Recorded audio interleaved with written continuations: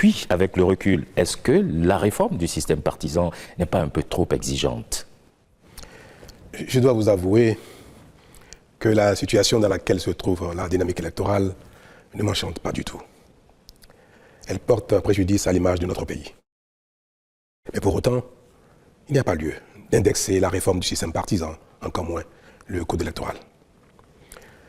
Les infortunes qui s'observent chez les démocrates sont-elles la conséquence d'un code électoral trop contraignant ou résultent-elles d'une main cachée, en l'occurrence celle du président Talon? Comme je suis devenu le souffre-douleur du président Boni et le bouc émissaire idéal pour tout ce qui ne va pas chez les démocrates, que puis-je dire pour ne pas être condamné? Je suis le coupable idéal. Mais avant d'aller à l'échafaud, je vais vous dire à vous toute la vérité. Tout ce que j'essaye de couvrir depuis fort longtemps en raison de ma charge et de la réserve que cela m'impose. En effet, depuis 2016, mon prédécesseur, le président Boni, s'emploie avec beaucoup d'énergie à faire échec à toutes les réformes, quelles qu'elles soient, et à l'action publique, quel que soit le secteur. Avant 2016, tout le monde priait pour une réforme du système partisan. Nous l'avons engagée et j'en suis fier. Elle consistait à encourager, voire contraindre, les partis politiques au regroupement. Le FCBE, qui était à l'entame de la réforme, je crois le parti le plus grand de la centaine de petits partis que comptait le Bénin, avait l'opportunité d'absorber un grand nombre de ces petits partis et de devenir un grand parti d'envergure nationale, pour peu qu'elle en ait la volonté. Mais comme c'est une réforme engagée par Patrice Talon, pas question. Pas question que cette réforme prospère, même si la FCBE devait en profiter. De même, l'appel de Patrice Talon à entrer en partenariat avec la FCBE et à accueillir des cadres FCBE dans la gouvernance politique et technique du pays a été refusé à tous ceux qui ont estimé le contraire et ont montré leur disponibilité à collaborer. Tout cela ont été bannis. Cette volonté du régime de la rupture d'associer toutes les compétences et bonnes volontés, quel que soit leur bord politique, à la construction du pays, s'est manifestée très tôt, et ce, dès la formation du premier gouvernement. C'est dans cette perspective d'ailleurs que M. Jean-Claude Oussou, membre du staff de campagne de Lionel Zissou, a été appelé au gouvernement en qualité de ministre de l'énergie dès le lendemain de l'élection présidentielle. Beaucoup d'autres, en raison de leurs compétences techniques ou de leur leadership politique, ont été appelés pour servir le pays aux côtés de Patrice Talon, élu comme président de tous les Béninois et non comme président d'une partie des Béninois.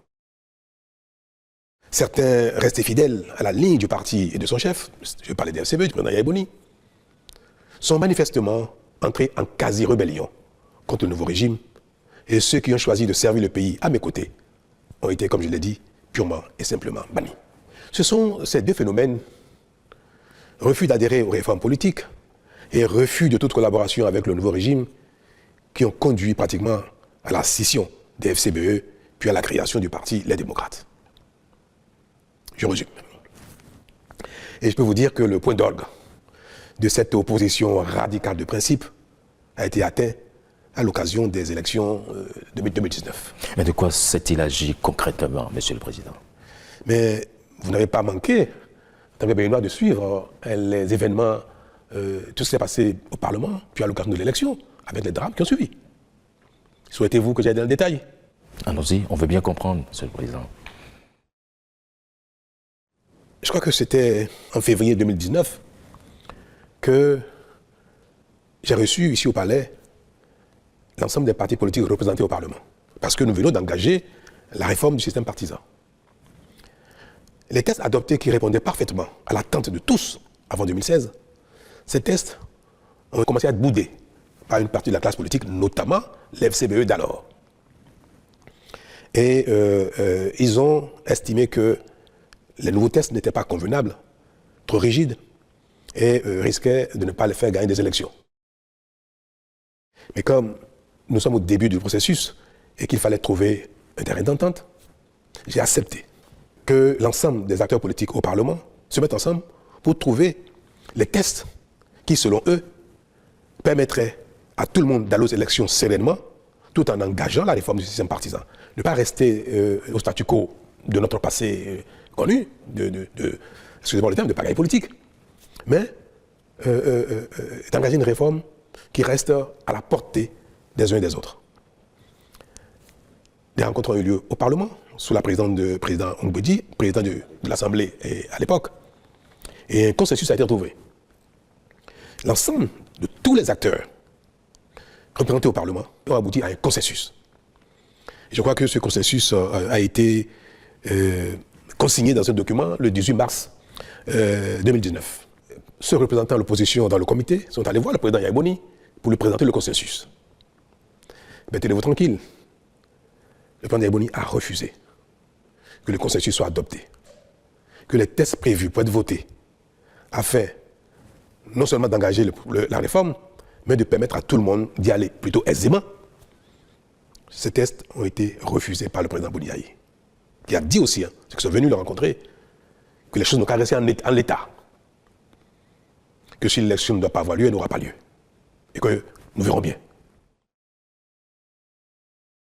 La mort dans l'âme, ses propres représentants revenus au Parlement ont indiqué que, bien qu'ils aient travaillé au consensus, bien que les nouveaux tests devant être pris leur convenaient bien, mais que la ligne du parti ne permet pas d'avancer et de signer quoi que ce soit. Et encore moins de voter de nouveaux tests, puisqu'il était prévu que les tests changent. Je dois préciser que, à la suite des négociations au Parlement, tous les représentants de chaque camp, mouvance, opposition et consorts, comme je disais tout à l'heure, après avoir abouti au consensus, tous les représentants désignés avaient signé l'accord de consensus. Donc avant d'aller soumettre cela au président Yahya Boni. C'est parce que celui-ci a refusé qu'il n'est pas question que le consensus soit mis en œuvre, qu'ils sont donc revenus et ont dénoncé leur propre signature. Ils l'ont dénié finalement. Ils l'ont dénié, après l'avoir signé. Cela, je tiens à le préciser parce que c'était pour tout le monde, il paraissait évident que ce consensus soit mis en œuvre. C'est pour ça que je crois que les représentants de l'opposition n'ont même pas estimé nécessaire d'aller solliciter l'approbation du document avant de le signer. C'était évident pour eux parce que tout ce qu'ils ont demandé a été pris en compte. Mais malheureusement, donc, l'approbation du président Boniaï n'a pas été obtenue et ils sont revenus au Parlement pour dénier leur propre signature et se retirer de la salle. Et d'ailleurs, à la mise en œuvre des tests, je crois, je n'ai plus le bon souvenir des choses, toute l'investigation a été évoquée, ils sont carrément sortis de la salle. Alors, voter un nouveau test, il n'en avait rien à faire. Continuer avec les tests existants, pareil. Est-ce qu'il fallait bloquer le pays? S'arrêter là? On fait quoi? Avec le test existant ou de nouveaux tests, rien ne se fera. Le Parlement a continué avec les tests existants et nous sommes allés aux élections législatives 2019. Vous connaissez la suite. Et c'est quelque chose que je n'ai jamais voulu évoquer dans ces détails-là parce que je pense que, comme dit le président Yahya lui-même, les intrigues du genre peuvent être gérées sans que l'opinion dans son ensemble ne découvre ces détails qui ne nous honorent pas, et encore moins un ancien président de la République. Mais je suis tenu afin de dire, que tout le monde m'entende, que ce qui s'est passé en 2019, c'est le président Yahya Boni qui a été le seul responsable. Il a empêché la tenue normale des élections, il a empêché les démocrates de participer aux élections, c'était la FCBE à l'époque, parce qu'il a empêché que des tests consensuels soient mis en œuvre pour permettre une élection apaisée. Il a pratiquement empêché que les élections aient lieu dès l'adoption des tests au Parlement. J'ai assumé. J'ai été vu comme celui qui est à l'occasion, qui est à l'origine des violences électorales que nous avons connues. C'est mon rôle, celui de la charge, j'ai assumé. Mais ce qui se passe et qui continue de se passer ne peut pas me permettre de rester silencieux indéfiniment. Alors, je crois qu'à la suite de cet événement, nous avons eu droit à l'installation de ce Parlement qualifié de monocolore, la 8e législature. Donc, qui s'est installé sans la FCBE et qui a été qualifié de monocolore. Mais devrions-nous arrêter toutes les réformes en raison de cette situation? De l'opposition du président Boniaï, de faire partie du pays normal? Ou bien fallait-il continuer à construire le pays en faisant les réformes, en espérant que la foi dont le président Boniaï se réclame finirait par l'assouplir. Nous prions tous et nous espérons chaque fois que le ciel nous accorde de faire des bonnes œuvres, de calmer nos pulsions, nos colères, pour que autour de nous, la vie soit confortable pour les uns et les autres. Et moi, j'espérais que cette foi finirait par avoir raison de la position du président Boniaï. Mais je crois que rien n'y fit. Nous avons donc décidé de ne pas arrêter le processus de mise en œuvre des réformes et nous sommes allés donc le plus loin possible pour rester dans la dynamique de l'aboutissement à un pays doté de grands partis politiques susceptibles de représenter toute la région du Bénin à l'occasion de chaque élection, que ce soit législative, communale ou présidentielle. Notre action, qui n'a pas manqué de continuer d'amadouer le président Boniaï et le FCBE d'alors, nous a amené à entamer, à convoquer un dialogue politique en octobre 2019. Alors l'intérêt de ce dialogue était de tourner la page de la non-participation des FCBE aux élections, de la violence qu'il y a eu, et qu'ensemble, nous repartions sur une nouvelle base avec des tests peut-être nouveaux, un peu réajustés. Disons que j'ai été constamment dans cette dynamique de rediscuter avec les uns et les autres, de trouver des compromis pour avancer. Parce que tous les partis politiques existants au Bénin alors, en ce temps, qui ont été invités au dialogue, sont arrivés, y compris le FCBE. Je crois qu'à l'époque, il y avait une dizaine de partis convenablement enregistrés selon la charte des partis, et les FCBE ont participé au dialogue. Mais le fait d'avoir participé au dialogue, le président Boniaï a décidé d'exclure tous les cadres FCBE, les leaders FCBE qui sont venus au dialogue. Vous connaissez, vous avez suivi un peu ce qui s'est passé dans cette période-là. Bien sûr. Un processus a été engagé pour les exclure du parti. Oui. Je crois que c'était même allé en justice. Évidemment. Je crois que le président Boniaï n'a pas réussi à les exclure du parti. Et le parti devait rester dans son intégrité avec tout le monde. C'est ce qui a fait partie le président Boniaï avec certains et qui a donné lieu à la création des démocrates. Donc ce parti est né du fait de la participation des FCBE au dialogue politique. Il ne fallait pas que le FCBE participe à des échanges dits dialogue politique. Voilà la situation dans laquelle nous avons été jusqu'à la création des démocrates en 2020, je crois. Oui, 2020. Je crois. Puis le pays a continué son chemin jusqu'à l'avènement des élections législatives de 2023. Je passe dans les détails, ce qui s'est passé jusque-là. Mais je n'ai pas arrêté de faire le charme aux uns aux autres, de les amadouer, de les supplier même de venir et prendre le train en marche. Et en effet, les démocrates se sont résolus à participer enfin aux élections. Et ils ont été donc candidats aux élections de 2023, aux élections législatives.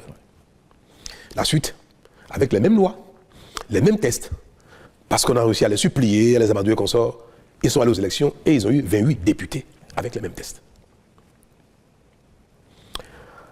À peine cet obstacle franchi, c'est-à-dire élection 2023 avec les nouveaux tests, que les prémices d'un contournement des dispositions mises en place ont commencé à apparaître ici et là, y compris dans mon propre camp. C'est-à-dire que après 1 an, 2 ans, 3 ans d'efforts, de sacrifices des uns des autres pour rester dans de grands ensembles et aller aux élections, je crois que nos démons nous ont rattrapés. Au sein de l'Union progressiste le Renouveau, qui est un parti qui me soutient, les velléités de liberté ont commencé à s'exprimer, à se faire voir. Pareil au Bloc républicain. Et encore davantage chez les démocrates qui venaient à peine de se constituer, d'aller aux élections et d'avoir des députés. J'ai même reçu, en son temps, une partie des cadres, des personnalités non moins importantes des démocrates, qui m'ont prié, que maintenant que ils sont tous au Parlement, qui m'ont prié de revoir les seuils fixés pour avoir accès au partage des sièges dans le code électoral. Cette demande, également, je l'ai entendue au sein des BR et au sein des UP. Le Renouveau. Alors vous comprenez quelle a été ma tristesse. Est-ce qu'il fallait revenir en arrière, baisser les seuils pour qu'à nouveau les partis s'éclatent? Parce qu'un seuil plus bas permettait à ces deux partis de se diviser en deux ou trois. Et je l'ai dit même plusieurs fois ici, à l'occasion de cette rencontre, je l'ai dit au président Boni Yayi quand il est venu me voir, j'ai dit, Monsieur le Président, si j'avais accepté de m'engager avec vous dans la révision du code électoral pour baisser les seuils, les démocrates auraient déjà explosé. Mais pas vous seul, UPR et BR. Dans ces conditions, vous comprenez pourquoi je suis resté droit dans mes bottes en essayant de convaincre les uns et les autres de bien vouloir rester là où ils sont, là où chacun se trouve, afin que nos sacrifices ne soient pas vains, puisqu'on serait retourné à la case départ. Voilà donc ce qui nous a amené à maintenir les tests, le code électoral, les tests actuels en l'état, pour, je dirais, forcer la main aux uns aux autres de rester ensemble et même aller au-delà pour continuer le regroupement. Puis arrive le moment présent. L'élection présidentielle et les élections législatives et communales de 2026 et patatras. Le code électoral actuel a certes placé la barre haut pour tout le monde, mais a surtout permis, voire recommandé à chacun d'être disposé, après les élections, à échanger avec les autres, afin qu'ils ne se voient plus comme des ennemis. Car c'est ce qui se passe actuellement. Et cela ne doit pas continuer. Que veux-je dire par là? Vous observez que les échanges politiques, tout ce que fait le régime actuel et la réaction, les commentaires, l'opposition des partis dits d'opposition donnent l'impression que nous sommes dans un champ de bataille, sur un ring. Et ça, je l'ai dit une fois, on ne peut pas construire le pays quand on a l'impression qu'il y a une partie du pays contre une autre. Je suis à la fin de mon mandat et ce serait regrettable que je ne fasse rien pour que les choses changent. Ce n'est pas quelque chose qui m'a enchanté, c'est quelque chose dont j'ai souffert tout le temps. Et le moment est arrivé pour moi d'œuvrer à ce que, pour la suite, les choses ne se passent plus ainsi.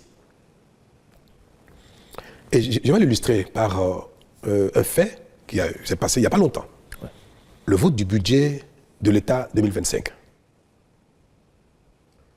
Quand le gouvernement a travaillé sur le projet de budget, le ministre des Finances est allé au Parlement rencontrer les divers groupes parlementaires, les diverses commissions, pour échanger sur l'articulation du budget et ses détails. Les démocrates, pour une fois, ont participé au débat et ont fait des observations pertinentes et ont suggéré des modifications et des amendements au projet de budget. Le ministre des Finances s'est employé à prendre en compte la quasi-totalité des observations et des recommandations des démocrates. C'était une belle occasion pour montrer que le pays est indivisible. Et je profite pour l'en féliciter à nouveau. Mais toutes les gymnastiques possibles ont été faites pour que toutes les observations soient prises en compte et toutes les recommandations des démocrates soient intégrées au projet de budget. Le ministre est revenu au gouvernement, présenter la nouvelle mouture. Le gouvernement l'a approuvé entièrement dans son intégralité et a souhaité que le budget soit voté en l'état, avec les nouvelles dispositions. Au vote, les démocrates ont fait exactement ce qu'ils ont l'habitude de faire, exactement le contraire de ce qu'ils ont souhaité. Quelques jours avant, ils ont voté contre le budget. Comment ça peut se comprendre? Et nous avons appris dans les coulisses que le compte rendu qui a été fait au président Yayi Boni pour solliciter son accord avant de voter le budget, que cet accord n'a pas été obtenu et que le président leur a interdit de voter le budget, bien que celui-ci ait pris en compte la quasi-totalité de leurs observations et recommandations. Ce n'est pas acceptable. Et vous voulez que, passant la main, je ne sais pas à qui, que je ne recommande pas que le pays continue ainsi. On a l'impression que la compétition politique s'exerce dans une adversité éternelle. Qu'après les élections, les partis ayant été en course deviennent des ennemis. Mais ça ne se passe nulle part comme ça. C'est vrai.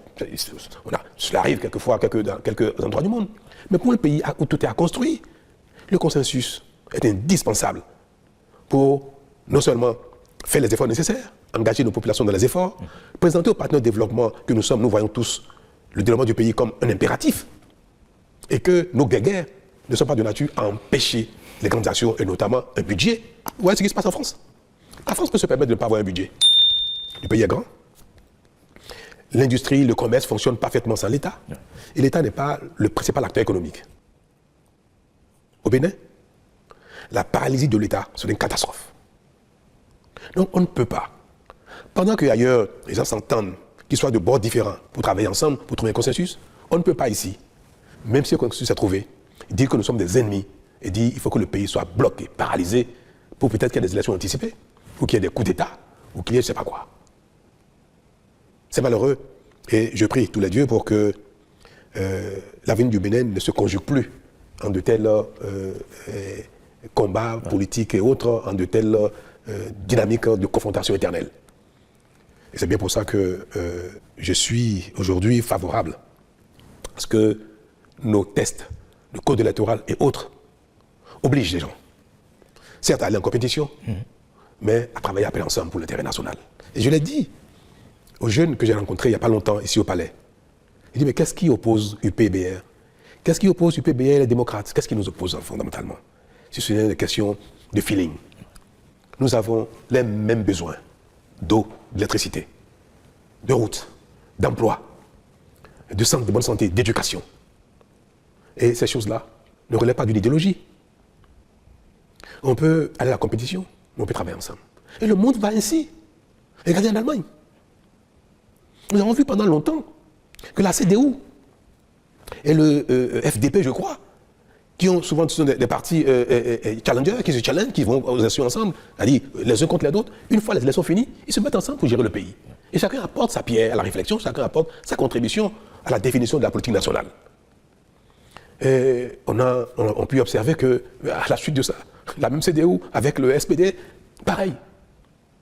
Partout dans le monde aujourd'hui, regardez en Europe, on observe bien que les populations ont beaucoup évolué, les peuples ont évolué, la dynamique démocratique a évolué, les libertés ont évolué. Donc, il n'est plus convenable qu'un seul camp dise qu'il détient la vérité et qu'il s'impose aux autres. Il faut mettre les vérités ensemble pour construire un pays. Mais mettre les vérités ensemble requiert dans un système démocratique que d'abord les vérités se confondent dans les urnes. Une fois que l'un a gagné, parfois on peut gagner l'élection à une fois après. Ouais. 49,44% peuvent perdre au profit de quelqu'un, d'un groupe qui a fait 51,01%. Ça ne veut pas dire que les 49% ont tort. Non, il faut que pour construire le pays, les responsables, les divers leaders se mettent ensemble d'une certaine façon pour définir la conduite du pays, chacun dans son rôle, chacun dans son couloir, chacun selon ses compétences. C'est bien cela, et de ça qu'il s'agit. Et c'est pour ça que j'ai dit aux jeunes, mais demain, après les élections, si les démocrates gagnent, pourquoi ils ne travailleraient pas avec l'FCBE? Pourquoi pas aussi avec peut-être UPBR? Que si le BR gagne les élections, UP, pourquoi ils ne travailleraient pas avec les démocrates, soit au Parlement, soit même dans un même gouvernement? Moi j'ai fait ça, c'est ce qui peut arriver si, pour autant que les uns veuillent bien le faire. Le code actuel prescrit cela. Est-ce que c'est mauvais que notre code électoral demande aux partis candidats de dire s'ils ont l'intention, après les élections, d'échanger, de collaborer pour la gouvernance du pays? Et si vous le dites, vous avez un bonus. C'est-à-dire les partis politiques qui disent, après les élections législatives, après les élections communales, après les élections de manière générale, même, nous sommes capables de travailler ensemble, ils ont un bonus. Et le bonus, c'est que pour les législatives, les 20% qui sont exigés par circonscription électorale, on vous permet de les sommer ensemble. Même si vous n'avez que 10% dans une circonscription, dès lors que vous dites, je suis prêt à travailler, à discuter au Parlement avec un autre groupe qui a 12%, eh bien, vous bénéficiez de ces 12%. C'est une technique pour amener les gens à commencer à se parler. C'est tout. Ouais. Et bien ce code-là, on l'attaque. Tout le monde est en train de signer des accords de gouvernance et parlementaire. Mais les démocrates ont refusé. Le président Yaïboni a refusé que les démocrates signent un quelconque accord avec qui que ce soit, y compris l'FCBE. FCBE est une partie d'opposition, même modérée. C'est un parti d'opposition. Si les démocrates avaient signé avec l'FCBE un accord de gouvernance et d'accord parlementaire, le duo candidat à l'élection présidentielle des démocrates ne serait pas tombé. Malgré la défection d'un de leurs.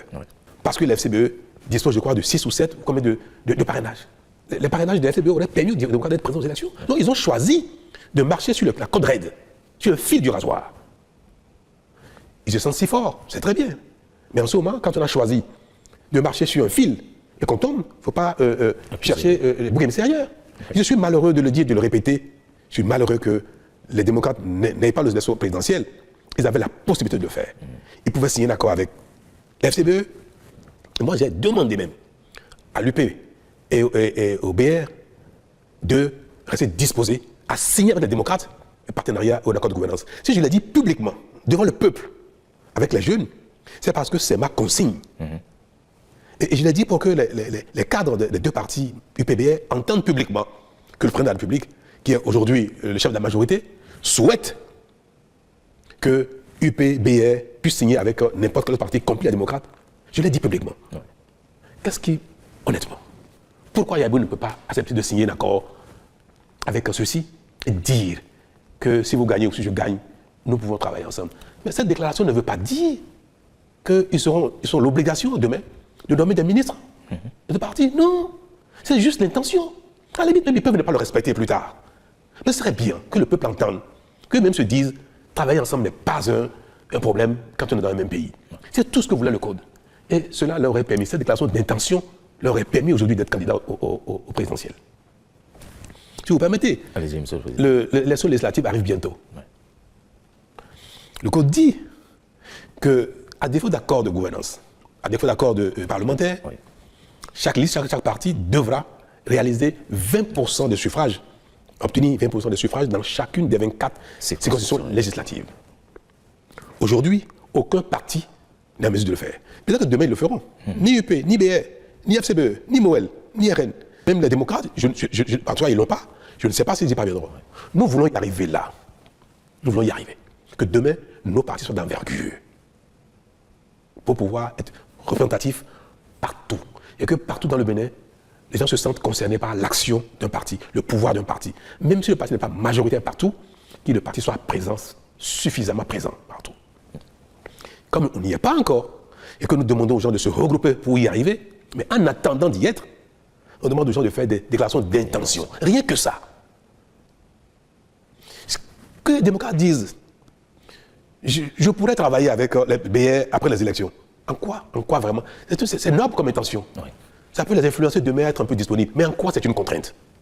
Oui, et cela leur aurait permis bientôt d'aller aux élections législatives sans être soumis à la satisfaction de ces 20% exigés. Et ils pourront avoir peut-être 50%, 60% du Parlement. Peut-être qu'ils auront 80 députés sur 109, rien qu'avec cette déclaration d'intention. Moi, je fais tout pour amener les uns les autres à travailler ensemble, à ne plus être des ennemis, au moins à déclarer leur intention de non-agression.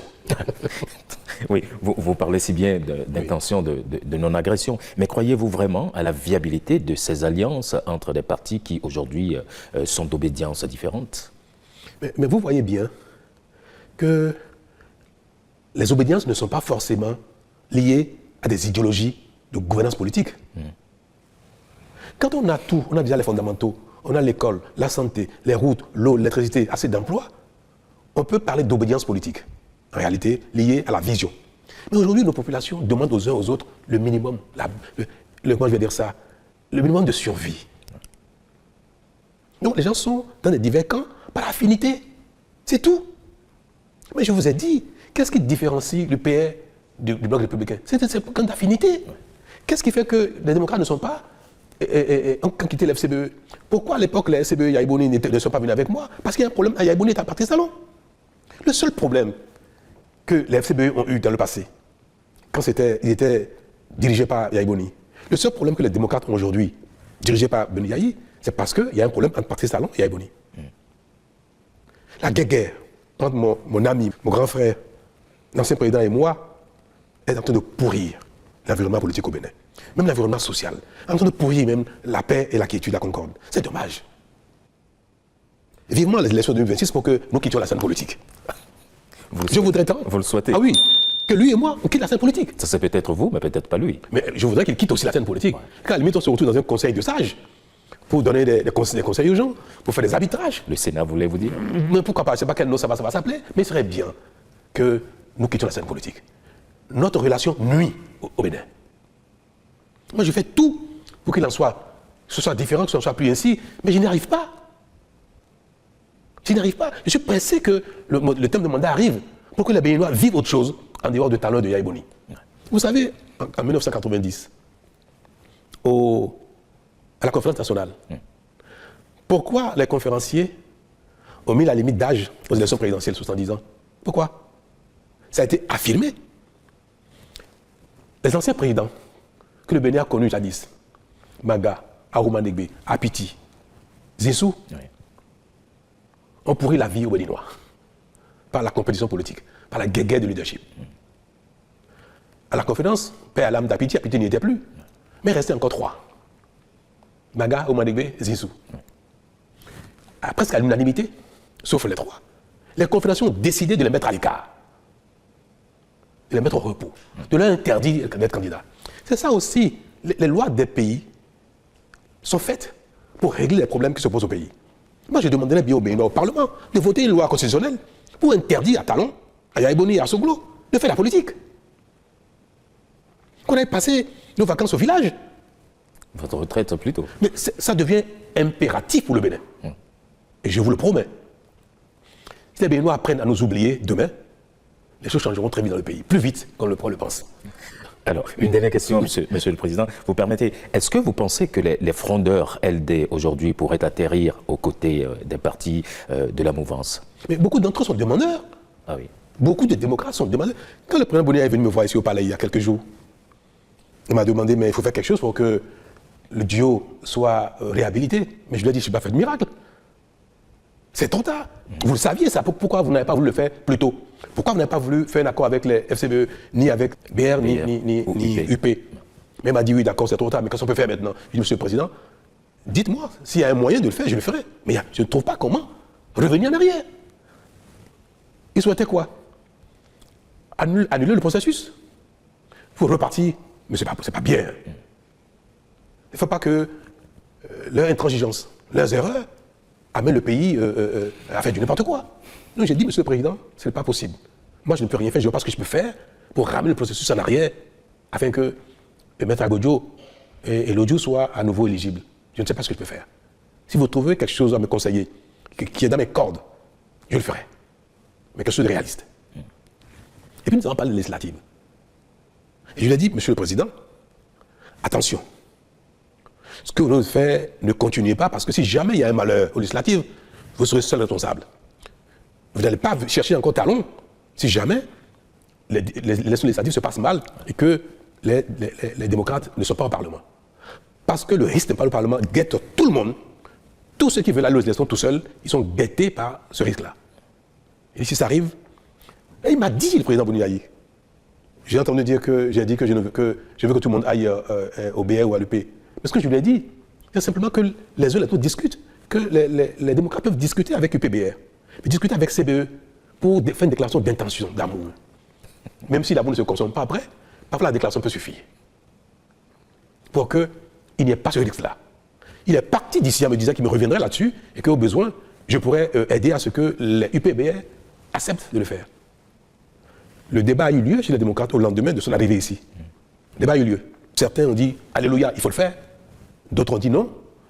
Et in fine, le président Boni lui-même a dit non. Nous aurons des élections dans ces conditions, quelles que soient les conséquences que ça va générer.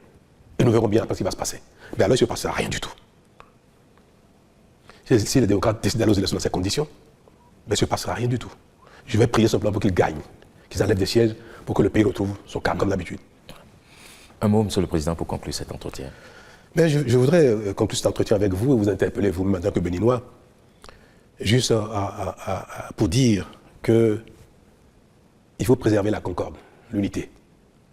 Et il faut que chaque personne, chaque leader, chaque Béninois qui, dans sa vie sur cette terre, finit d'accomplir sa mission, un rôle donné pendant un temps, qu'il veuille que ceux qui vont le succéder, quelles que soient les conditions, puissent réussir pour l'intérêt général.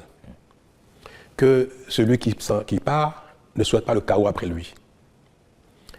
Je veux dire que la compétition politique ne doit pas se faire au détriment du pays. Malgré nos exceptions, malgré nos divergences, il ne faut pas que nous soyons ennemis au point de compromettre l'intérêt général.